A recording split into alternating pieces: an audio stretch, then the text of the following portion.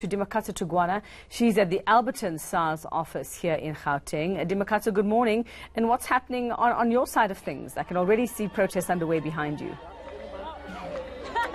Indeed, as you can see behind me, Veka, the workers were out here early in the day wanting to, I suppose, put their points across to SARS about their unhappiness.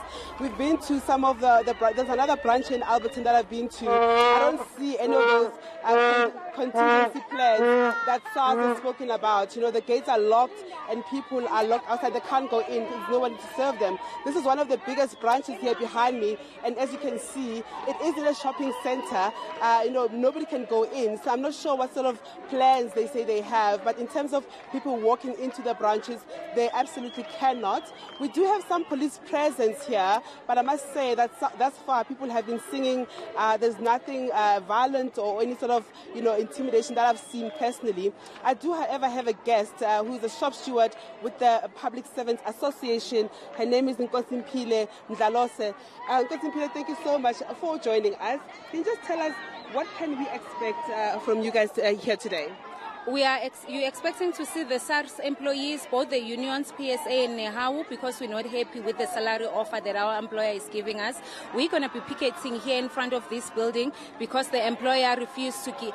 Based on the picketing rules, the employer refused to allow us to picket inside their building. So we had no choice but to be outside the building because where we are, it's not owned by SARS. So that's why we're here outside.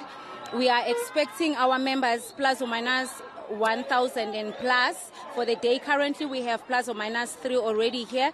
We're getting people from the other branches in Gauteng South, Risik, Randburg, and all of them. We're all going to be meeting here. They're going to be dropped off by the buses. We are protesting against the offer that the employer is giving us because he wants to use our performance as well to be part of the criteria of the percentage that each person receives. And Nkosi, what's wrong with using a performance-based salary increase? Because someone, will say that that's normal. It's a normal thing that happens in companies where your bonus is based on performance.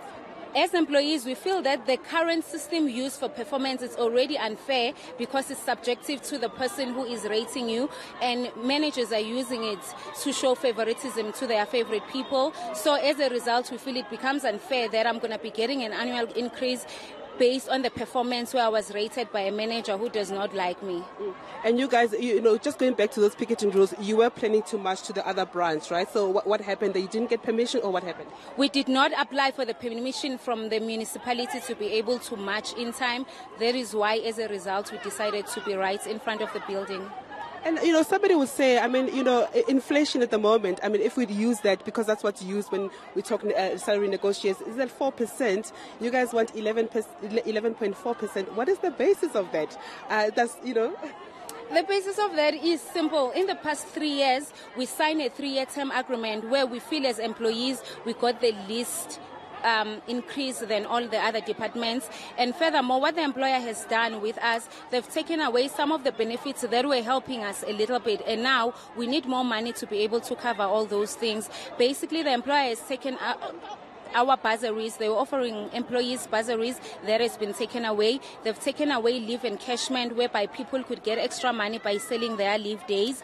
They've taken dependence bursaries that you used to have. And furthermore, they're even taking the performance bonus that we used to get. So basically now we have nothing else that the employer is giving us. That is why we feel 11.4% is a fair percentage for us, especially since we are the department that's collecting revenue.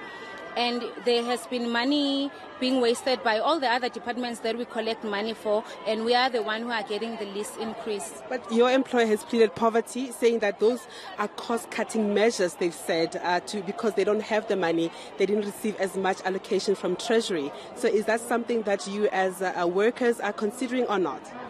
We did consider that already. However, we just feel the employer is not really never negotiated in good faith in the first place with us as labor, because we feel even with the things that they took away from us, they were never even consulted. They just pushed it down our throats, whereby people receive an email on the 14th of December telling them these benefits are going to be taken away. So the employer, we did consider that there is no money, but we still feel 11.4 is fair. And had they offered us something decent, maybe we would be singing a different tune right now. So they're not even willing to meet us halfway. Is that part of the reason for the low staff morale? We understand that there was a diagnostic report that was done and found that part of the problems within SARS is that there was low staff morale. What's contributing to that? Is it only about the salary issues or benefits issues, or is there more with regards to what we've seen out of the commission, for example? I think it's everything, really, because if you remember, we've been in the spotlight a lot last year regarding our top management and everything, of which already it did make us feel ashamed of working for the organization based off what our top management was doing. Then we had a naked report that implicated some of our people, and even now there hasn't been any communication to the employees as well to tell us what are they doing about it. So basically we feel if we're doing something wrong on the ground, we get disciplined immediately, but when it's top management, nothing really gets done about it. The next thing is there has been expenditures, people receiving 45% increase, for instance, and we cannot even get 11.4. We feel it's really unfair on the employees because we're the ones who are doing the work on the floor. And what is your average salary? I mean, what is the lowest paid person in SARS? Do you have that information? I don't want to put you on the spot, but if you don't know, it's okay. I do not know. We're using a grading system, so off my heart right now, I would not know. But I can tell you mine. You don't have to. Because Mpile, thank you so much. I appreciate your time. Thank you very much. Thank you. So as you can see, the workers are saying that it's unfair what's been happening at SARS, that they get punished when they do wrong, but that doesn't transcend to upper management. As we've seen the troubles at SARS. Back to you to the studio for now.